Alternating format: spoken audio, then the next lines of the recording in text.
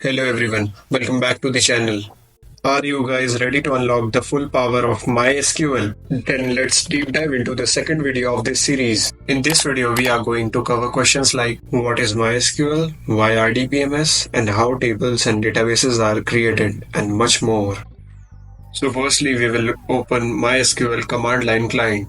Go to the start menu and search for command prompt and open it. If you haven't installed MySQL already, please check out my first video in this series where I have guided you through the installation process. To connect with MySQL, enter this command. After entering this command, we have to enter the password we have set during the installation process. Now let me tell you that we are logging into the MySQL server as the root user. The root user possesses all the privileges within the MySQL server, like creating, modifying, deleting databases, creating new users, and giving permissions and privileges to them, and much more. Now we have logged into MySQL server. Enter the command show databases to check how many databases are present in our system. Under this table, we are able to see how many databases are there in our system. And in the first video, we have created KU coding database. A very obvious question comes to the mind that what is a database and how it stores the data. A database is an organized collection of structured information. It stores the data and manages them in a way that it makes easier to access, easy retrievals, and update. Now to access a database, we will use the use command.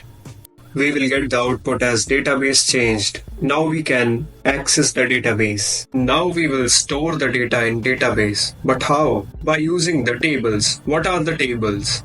In MySQL, the core storage unit is table. Data stored in it is highly organized and structured in manner. In the upcoming videos, we are going to cover this topic in more depth. Now by using create command, we are making a table name as person. Inside the circular bracket, we are going to name the fields. What are fields? Fields are generally the headings under which the main data is stored and categorized. With the name of field, we are categorizing the data with the data types. These are some data types which are used in MySQL commonly. Under each field, data is stored according to the particular data type of the field.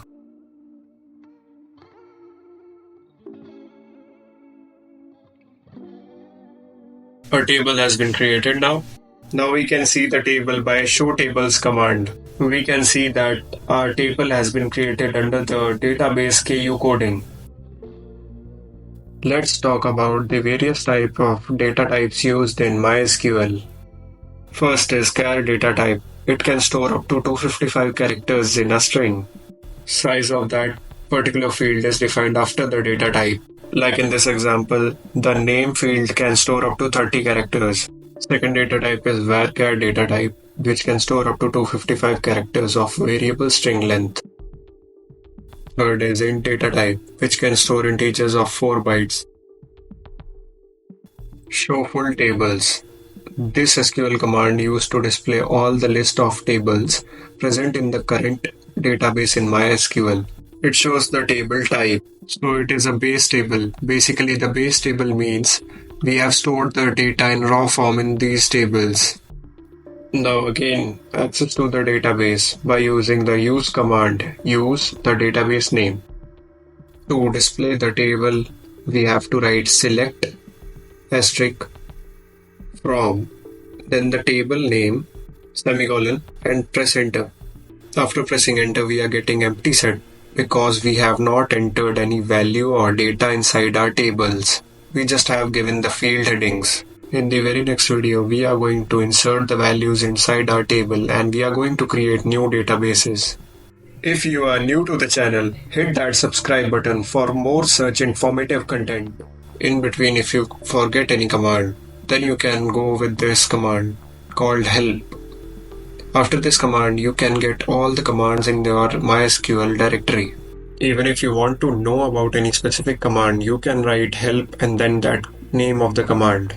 For an example, if you want to get to know about select, then you can write help, then select. It will give more detailed information about select command. Now for the deletion of any table from our database, you can write a drop table and then table name, which you want to delete. So our table has been deleted. With the show tables command, we can check whether our table has been deleted or not. So yes, it is deleted. Now for deleting the entire database, we will use the drop database command. That will delete the whole database at once. We can check whether our database has been deleted or not by using the show databases command. Yes, our database has been deleted. Today we covered how to access MySQL using the command line. We have gone through the basics of databases, tables. In the upcoming videos of this tutorial, we will be going with creating and managing databases through the command line. So make sure you don't miss it. Do subscribe to our channel and comment your suggestions below. Thank you for watching.